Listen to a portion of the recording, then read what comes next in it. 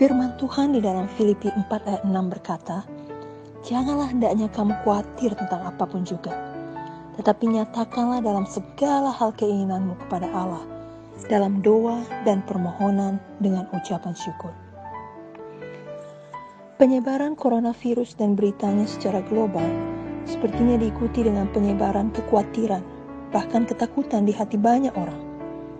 Tidak dapat dipungkiri bahwa hal ini memang berdampak besar bagi banyak bidang kehidupan kita, termasuk kehidupan pribadi di rumah masing-masing, juga dalam area bisnis, industri, bahkan hampir di semua aspek kehidupan di seluruh dunia mengalami dampak dan perubahan. Hal ini benar-benar seperti badai kehidupan yang sangat besar. Namun sebagai anak-anak Tuhan, kita mempunyai jangkar pengharapan yang teguh, yang tidak tergoyahkan, yakni Tuhan Yesus dan firman-Nya. Janganlah kita khawatir.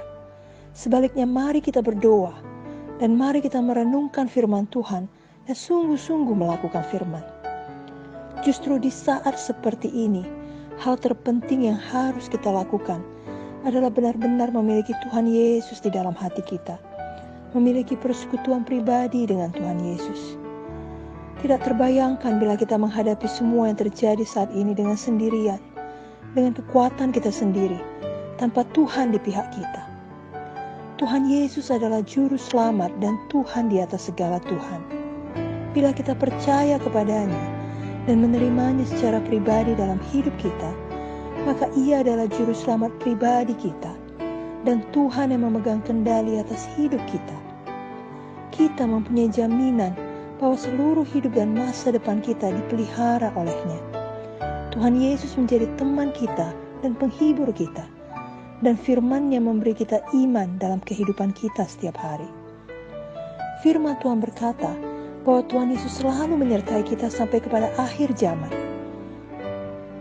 Itu sebabnya di tengah semua situasi virus corona dan semua dampak yang terjadi yang turut mempengaruhi hidup kita, kita dapat berkata dengan yakin, Tuhan Yesus adalah penolongku, aku tidak akan takut.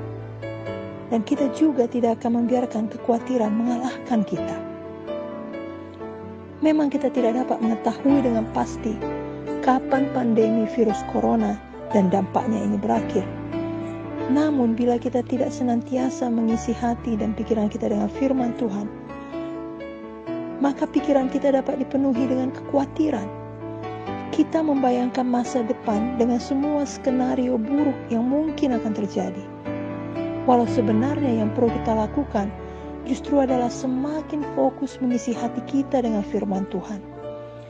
Karena hanya di dalam firman Tuhan ada jawaban, ada kedamaian sejati untuk hidup ini. Dalam Lukas 10 ayat 41-42 dituliskan, tapi Tuhan menjawabnya, "Marta, Marta, engkau khawatir dan menyusahkan diri dengan banyak perkara, tapi hanya satu saja yang perlu. Maria telah memilih bagian yang terbaik, yang tidak akan diambil daripadanya." Dalam pembacaan skedul Alkitab kita di tanggal 9 April, yakni dalam Lukas 12 ayat 1-34, Tuhan Yesus sendiri mengatakan untuk jangan khawatir. Firman yang sama ini juga tertulis dalam Matius 6 ayat 25-34. Mari kita baca dan renungkan dengan segenap hati. "Karena itu aku berkata kepadamu, janganlah khawatir akan hidupmu, akan apa yang hendak kamu makan atau minum, dan janganlah khawatir pula akan tubuhmu, akan apa yang hendak kamu pakai. Bukankah hidup itu lebih penting daripada makanan, dan tubuh itu lebih penting daripada pakaian?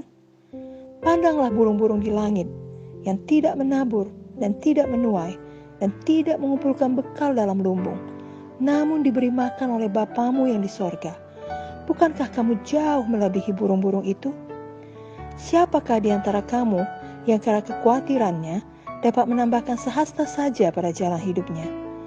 Dan mengapa kamu khawatir akan pakaian? Perhatikanlah bunga bakung di ladang, yang tumbuh tanpa bekerja dan tanpa memintal.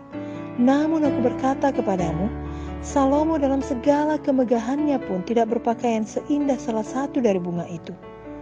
Jadi jika demikian Allah mendandani rumput di ladang, yang hari ini ada dan besok dibuang ke dalam api, tidakkah Ia akan terlebih lagi mendandani kamu, hai orang yang kurang percaya? Sebab itu, Janganlah kamu khawatir dan berkata, apakah yang akan kami makan? Apakah yang akan kami minum? Apakah yang akan kami pakai? Semua itu dicari bangsa-bangsa yang tidak mengenal Allah. Akan tetapi Bapamu yang di sorga tahu bahwa kamu memerlukan semuanya itu. Tapi carilah dahulu kerajaan Allah dan kebenarannya, maka semuanya akan ditambahkan kepadamu.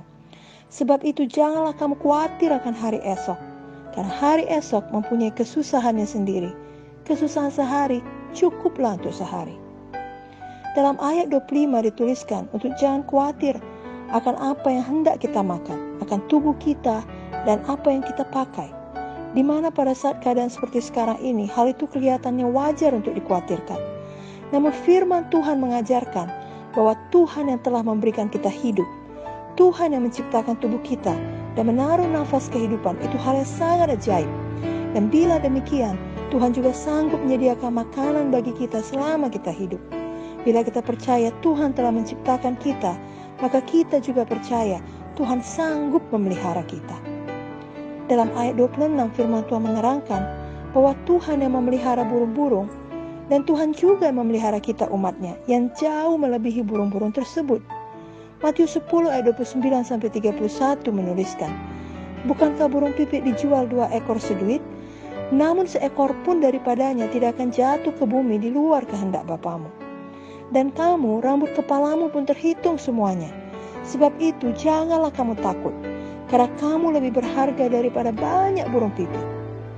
Seorang hamba Tuhan pernah berkata bahwa Tuhan bukan hanya tahu jumlah rambut di kepala kita, tapi ketika ada rambut yang jatuh, Tuhan tahu helai mana yang jatuh tersebut. Biar hari ini iman kita diteguhkan, bahwa jika burung pipit pun dipelihara Tuhan, apalagi kita anak-anaknya. Dalam ayat 27, firman Tuhan mengajarkan bahwa kekhawatiran tidak ada gunanya. Hidup kita tidak akan bertambah baik atau umur kita tidak akan bertambah panjang dengan khawatir. Itu sebabnya, mari kita membuat pilihan sejak hari ini untuk tidak mau dikalahkan oleh kekhawatiran, tidak menyerah pada kekhawatiran, tidak membiarkan kekhawatiran akan masa depan menguasai pikiran kita. Kekhawatiran itu tidak akan menghasilkan apa-apa, selain membuat keadaan rohani kita bertambah buruk. Kita yang membuat pilihan tersebut. Roh Kudus dan firman Tuhan yang ada di dalam kita menyanggupkan kita memilih untuk tidak khawatir. Di dalam ayat 28-30 dituliskan bahwa Tuhan mendandani rumput yang akan dibuang dalam api. Terlebih lagi Tuhan mendandani, memelihara kita.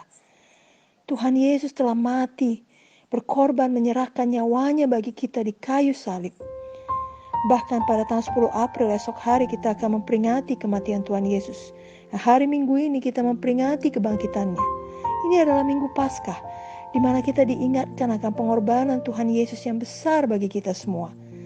Ia turun dari sorga ke dunia untuk kita. Ia menderita dan mati untuk menebus dosa kita. Betapa besar kasih-Nya bagi kita semua. Dan bila Tuhan memelihara rumput, betapa lagi Tuhan pasti memelihara kita. Janganlah kita khawatir. Janganlah kita bimbang akan kasih-Nya, akan pemeliharaannya. Janganlah kita mendua hati. Setengah hati kita berkata kita percaya akan kasih Tuhan, tapi setengah hati lagi kita mau untuk tetap khawatir. Buku Yakobus 1 ayat 8 berkata bahwa orang yang mendua hati tidak akan tenang di dalam hidupnya. Oh, biarlah kita tenang di dalam Tuhan Yesus yang mengasihi kita. Kita tidak khawatir karena kita percaya sungguh-sungguh akan kasih Tuhan dan pemeliharaannya bagi kita. Mazmur 6 ayat 2-3 berkata, hanya dekat Allah saja aku tenang, daripadanya lah keselamatanku. Hanya Dialah gunung batuku dan keselamatanku, kota bentengku, aku tidak akan goyah. Dalam ayat 31-32, kita diajari untuk selalu mengingat siapakah kita. Yakni kita adalah anak Tuhan yang percaya pada Tuhan, bukan orang-orang yang tidak percaya atau belum percaya. Mereka tidak mengenal Tuhan sebagai Bapa mereka, tapi kita mengenal Tuhan sebagai Bapa kita yang baik. Janganlah kita mengeraskan hati dan tetap memilih untuk khawatir. Karena bila demikian, kita berbuat seolah-olah kita adalah yatim piatu yang tidak memiliki Bapa yang memelihara kita. Padahal kebenarannya adalah Bapa di sorga adalah Bapa kita yang baik, yang selalu memelihara kita. Kita selalu dapat berdoa kepada Bapa setiap waktu di dalam nama Yesus, dengan jaminan doa kita didengar dan dijawab oleh-Nya. Tuhan akan membuka jalan bagi kita di mana kelihatannya tidak ada jalan. Sebabnya mari kita jangan khawatir, melainkan mari kita berdoa, mari kita beriman. Sebenarnya situasi dengan adanya pandemi virus corona ini dapat menyingkapkan suasana hati kita yang sebenarnya. Bila hal ini membuat kita semakin dekat dengan Tuhan, itu berarti memang hati kita selama ini mencari Tuhan. Namun bila kita justru semakin menjauh, itu menunjukkan bahwa selama ini kita tidak mempedulikan Tuhan. Apa yang ada dalam hati kita sudah ada di sana jauh sebelum situasi ancaman virus corona ini menjadi pandemi global.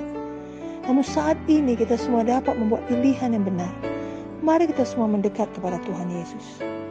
Dalam Matius 6 ayat 33, firman Tuhan jelas mengatakan, hal terpenting yang perlu kita lakukan saat ini adalah menyerahkan seluruh hidup kita sepenuhnya kepada Tuhan Yesus. Jika kita baca sekali lagi, Matius 6 ayat 33 berkata, tetapi carilah dahulu kerajaan Allah dan kebenarannya, maka semuanya itu akan ditambahkan kepadamu.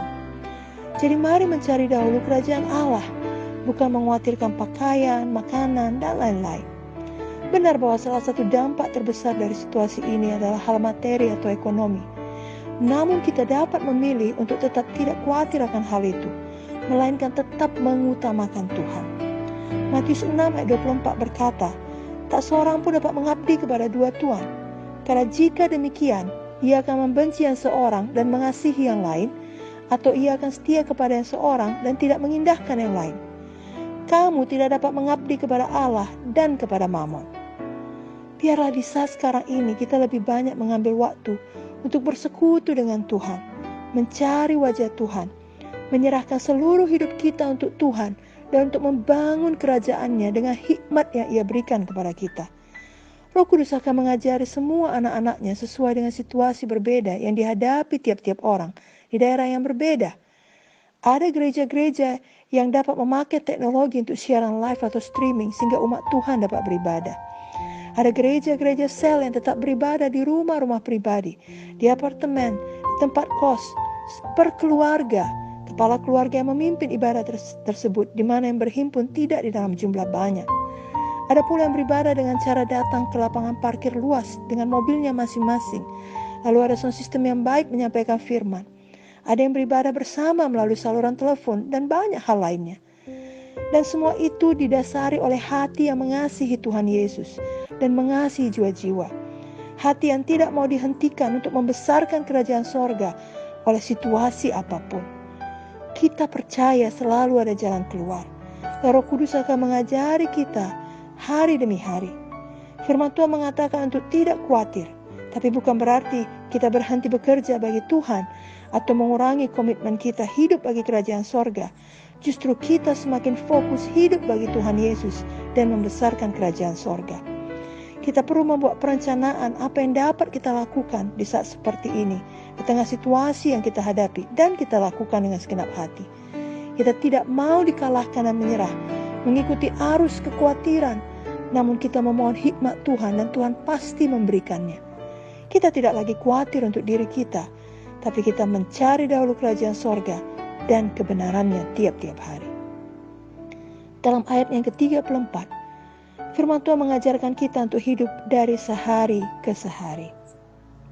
Tiap hari mempunyai kesusahannya sendiri.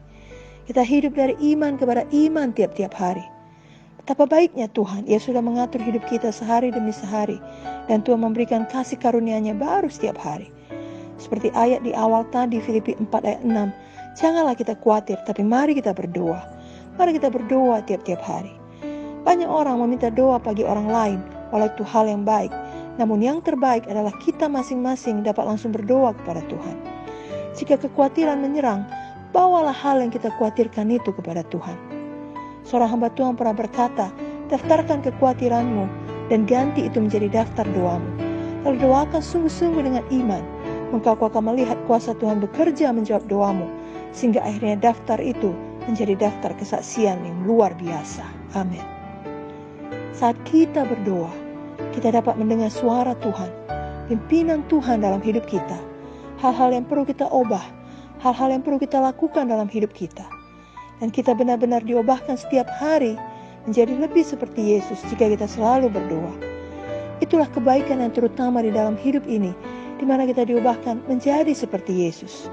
Roma 8 ayat 28 berkata, kita tahu sekarang bahwa Allah turut bekerja dalam segala sesuatu untuk mendatangkan kebaikan bagi mereka yang mengasihi Dia, yaitu bagi mereka yang terpanggil sesuai dengan rencana Allah.